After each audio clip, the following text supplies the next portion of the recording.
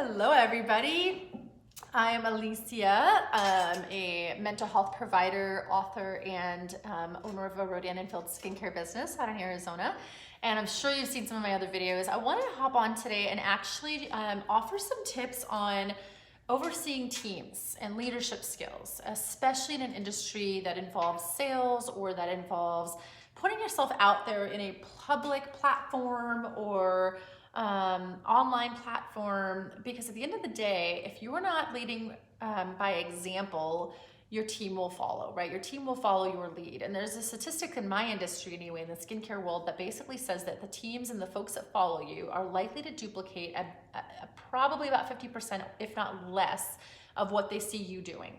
So asking yourself honestly, what am I doing and how am I leading by example? And if somebody were to scroll my social online presence or my online presence, if somebody were to meet me in real life, how often am I letting people know, letting others know, showing up as the leader self? How often am I letting people know my industry?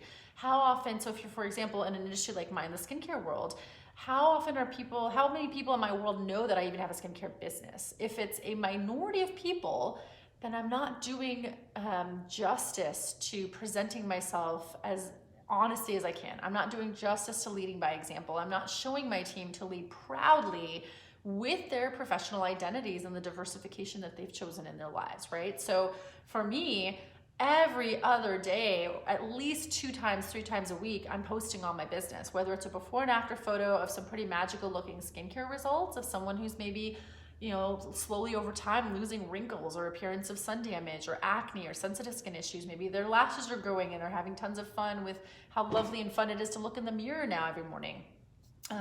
Maybe it's how the business is impacting somebody's life. Maybe it's a post on myself traveling the world now because that business has allowed me to do that and to live life grandly in a way that I never was before. And so if I'm never posting on these things, then not only does my public not know what I do, they can't benefit from that, they don't order, that won't result in, you know, sales or growing of my team, but then my team also won't duplicate that, and they're much more likely to be ineffective at what they're doing, right? And I always want to try to help my teams be successful. So the way to do that is to lead by example.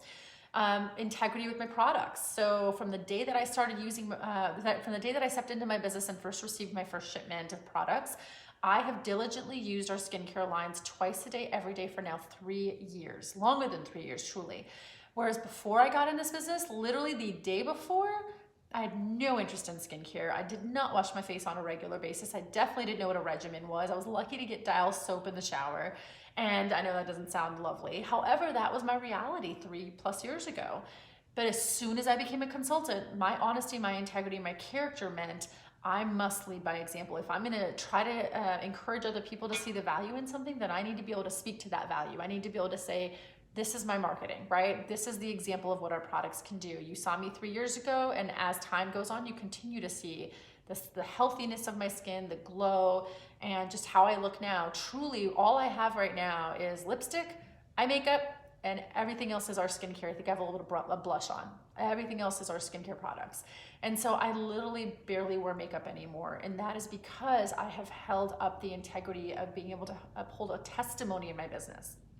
So let's see, showing curiosity as a leader, right? Not going in and telling people what to do or immediately correcting people, but asking, you know, are there any needs that I can help with? If not, I'm here for support, and letting your teams know that you are always available within reach if they need support, if they have questions, but that you're not there to micromanage. You're there simply to uphold and to share space and to offer training, right? To offer supervision, consultation, training, whatever is needed by request.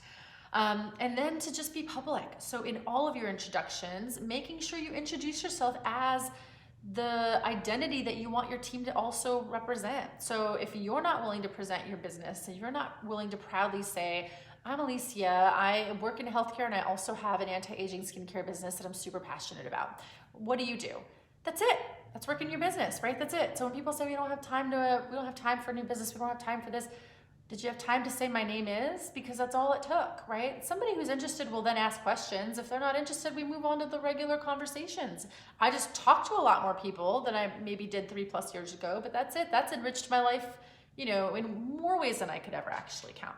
So being able to identify yourself, sharing, and being proud to represent whatever it is that your team represents is leading by example, okay? It's leading by example, and it's leading from above. And then that allows your team to kind of see that example, especially if you do it consistently whenever you're together, and show that stability of identity.